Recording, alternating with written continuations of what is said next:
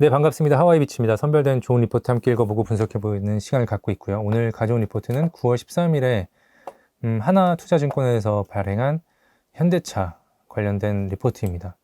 GM과 친구가 되었다는 거, 이렇게 해서 비슷한 시기에 나왔던 KB증권에서 나왔던 기사, 그 리포트도 같이 읽어보고, 그리고 11일에 나왔던 모빌리티, 삼성증권 모빌리티 팀에서 이문경 팀장님께서 발행하신 하이브리드 기술을 유럽에 라이센싱 한다면 이 부분을 이제 조금 이따 읽어보려고 하고요. 우선은 일단 최근에 현대차가 컨퍼런스 콜을 한 내용을 간단하게 요약한 내용인데 여기에 두 가지 내용이 있습니다. 요거를 먼저 이제 읽고 나서 이 리포트를 읽으면 굉장히 수월하게 읽을 거예요. 그래서 쭉쭉쭉 키워드 같은 걸 좀 보면서 읽으면 좋을 것 같고, 여기 지금 송선재 연구원님, 그리고 강민화 RA, 그리고 KB투자증권에서는 이제 강성진 연구원님과 송민영 연구원님이 이렇게 적어주셨는데, 이 작성자들의 어떤 숨은 의도나 어떤 앵글에서 이 기업을 바라보고 있는지 생각을 하면서 같이 읽어봤으면 좋겠고요. 계속 읽다 보면은 그 시간도 단축될 뿐더러 그 메시지가 더욱더 분명해지는 걸 느낄 수 있거든요.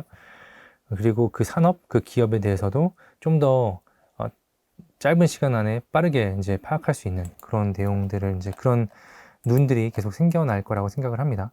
그래서 간단하게 퀀트K 이렇게 와서 좀 내용을 보면요.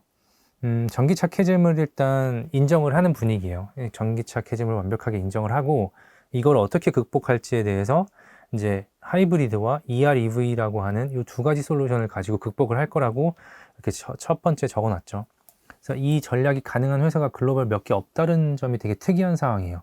그러니까 이 부분을 강조해서 적어 놓은 게 삼성증권에서 나온 리포트입니다. 그래서 이 하이브리드 IP라고 하는 게 뭐냐면 지금 통용되고 있는 수준의 하이브리드 시스템은 도요타하고 현대가 대부분 특허를 가지고 있다고 판단을 하고 있대요. 현대차에서는. 자, 그러면 전기차 업체는 지금 전기차 캐즘이 일어났기 때문에 기존의 이제 내연기관차에서 바로 전기차로 넘어간 회사들이 있는 반면에 현대차나 도요타 같이 중간에 하이브리드를 어느 정도 거친 회사들이 있는데, 지금 다른 회사들 같은 경우는 엔진 기술이 없고 또는 전기차만을 하는 회사들은 당연히 엔진 기술이 없겠죠. 엔진 기술이 없고 많은 유럽 회사들이 하이브리드를 건너뛰고 플러그인 하이브리드로 넘어갔었어요. 이게 과거 현상이었고 이게 한 뭐 3년, 4년, 5년 전에 일이었었는데 동사는 이미 2세대 하이브리드로 넘어가는 단계이기에 이제 막 시작해야 하는 타사들 대비 비교하기 어려운 수준의 고성능화가 가능하다는 거예요. 이게 지금 현대차에서 가장 크게 밀고 있는 본인들이 캐즘을 극복할 수 있는 방안이라고 얘기를 하고 있는 겁니다. 이를 토대로 2028년 하이브리드 물량 전망치를 40%나 증량했어요. 그래서 이게 한 133만 대 정도 되고요. 현대차가 한 4, 500만 대를 글로벌리 파니까 비중이 꽤 되는 거죠. 한 25%, 30%까지 되는 건데, 또한 사업 계획이 이렇게 빠르고 유연하게 바뀔 수 있는 회사는 몇 개 없다라는 부분도 강조하고 있습니다. 그러니까 이 뭐 어떤 엔진도 해봤고 전기차도 해봤고 하니까 하이브리드 해봤고 이런 것들을 빠르게 전환할 수 있는 거겠죠. 하이브리드 덕분에 미국 8월 소매 산업 수요가 6% 증가한 반면에 현대자동차는 21% 판매 데이터가 증가했다고 해요. 이게 이런 게 지금 양극화가 차 업종 중에서도 양극화가 일어나고 있다라고 보시면 될 것 같고, EREV라고 하는 거는 간단하게 설명을 드리면 이게 이제 그 엔진이 돌아가면서 이게 모터가 돌아가면서 배터리를 충전하는 그런 발전기 역할을 하는 거거든요. 그래서 이게 주행거리가 늘어난 EV라고 이해하면 된다고 이제 설명을 하고 있고, 첫 번째 제품 같은 경우는 30kW시, 35kW시 정도면 기본적으로 전기차가 한 100kW시 정도 되니까 배터리 용량이 한 30%까지 줄어들고요. 한 70% 줄어드는 거죠. 그리고 주행거리는 한 뭐 180% 증가하는 그런 현상을, 그러니까 그런 모습을 가져올 거라고 하고 이미 개발이 다 돼 있다고 합니다. 중국이 이 부분에 앞서 있는데 중국과 차이점이 발전용 모터는 3개고 이제 중국 같은 경우 3개, 그리고 동사 같은 경우는 2개, 이렇게 원가면에서 장점이 있다고 하는데 이 부분은 좀 설득력이 좀 떨어지는 것 같아요. 왜냐하면 다른 부분에서도 경쟁력이 있어야 되는데 이 모터 하나 덜 들어갔다고 해서 얼마나 원가가 차이가 날까, 그걸로 어떤 차별성이 있을까라는 부분은 좀 앞으로 좀 잘 지켜봐야 되지 않을까 싶고요. 이제 현대차 같은 경우는 전기차가 이제 메인이 되는 시장이 올 거라는 믿음에는 변함이 없고, 그 사이에 어떤 큰 디딤돌을 해주고 회사를 잘 버텨나가는 그 버팀목이 이 하이브리드가 될 거다라고 말씀을 하고 있는 상황입니다. 그래서 이 내용을 인지한 상태에서 리포트를 한번 읽어볼게요. 현대차 삼성증권에서 나온 얘기, 하이브리드 기술을 유럽에 라이센싱 한다면, 이제 이해가 되시겠죠. 도요타하고 현대밖에 이 IP가 없기 때문에 요걸 이제 라이센싱 아웃 할 수 있다라고 생각을 하는 겁니다. 여기 보시면 폭스바겐 얘기를 했는데, 여기 전기차 캐즘이 길어질수록 현대차 그룹의 전성기도 길어질 전망이다. 연말로 다가올수록 피크아웃 우려가 생기겠지만 현대차 기아 실적은 경쟁업체 대비 높은 원가 경쟁력에 기반을 한다. 자, 원가 경쟁력도 있는 상황에서 어떤 기술적인 먼저 시작한 거에 대한 어떤 지금 선도 업체로서의 누리는 그런 장점이 있다는 거죠. 전기차 캐즘 극복 방안은 하이브리드와 ER/EV. 여기서도 말씀을 하시죠. 그래서 이 내용은 아마 그렇게 얘기를 하시는 거고, 캐즘 기간 동안 소프트웨어 기술 캐치업 기회로 활용될 전망이다. 상대적으로 현대차나 기아차가 이런 그 자율주행이나 소프트웨어 기술이 조금 부족하다라고 알려져 있는데, 이런 것들을 빠르게 테슬라나 중국 전기차 대비해서 빠르게 캐치업을 해야 되는 그런 과제를 안고 있다는 얘기를 하는 겁니다. 그리고 M&A 가능성은 요거는 그냥 건너뛸게요. 이거는 좀 약간 희망사항이 아닐까 싶은데, 폭스바겐의 어떤 지금 부진이 현대차한테는 수혜는 수혜인데, 폭스바겐이 과연 유럽의 어떤 높은 그 어떤 콧대를 이제 감안하고서도 이제 폭스바겐 그룹에 있는 여러 브랜드들이 현대차로 넘어올 수 있을까라는 가능성은 약간의 희망사항이 아닐까 싶고요. 다만 중국에 넘어가는 것보다는 한국에 넘어가는 게 좀 더 이제 좀 더 이렇게 그나마 조금 수월하지 않을까라고 보고 있는 정도라고 이해하시면 될 것 같아요. 그리고 국내 이제 글로벌 완성차 업계 영업이익 요거 보시면 현대자동차 그룹, 이게 기아 포함한 거거든요. 요 정도 수준을 하고 있다. 그래서 그렇게 기사를 하나 잠깐 제가 가져왔는데, 여기 보시면 현대기아차가 올 상반기 미 시장 점유율 두 자릿수 유지 한 10% 정도인데, 여기서 이제 순위가 나와 있습니다. GM 이번에 이제 합작이 아니라 MOU를 체결한 GM이 미국에서 한 17%, 현대기아차가 한 10% 정도를 하고 있고, 이번 GM과 현대차의 어떤 협력권은 기아는 아직 들어가지 않아요. 그래서 이렇게 먼저 협력하는 거고, 미국 시장을 침투하는데 굉장히 현대차한테는 유리하겠죠. 그리고 현대기아차를 볼 때 미국 순수 전기차 판매량이 테슬라, 현대차가 2위입니다. GM이 지금 한 16,000대 정도 1분기에 한 4위 정도에 있고요. 이 정도 그림을 좀 인지한 상태에서 보셔야 될 것 같고, 그리고 이제 글로벌 판매량 같은 경우도 현대차 그룹이 한 3위 정도 되는 이런 상황입니다.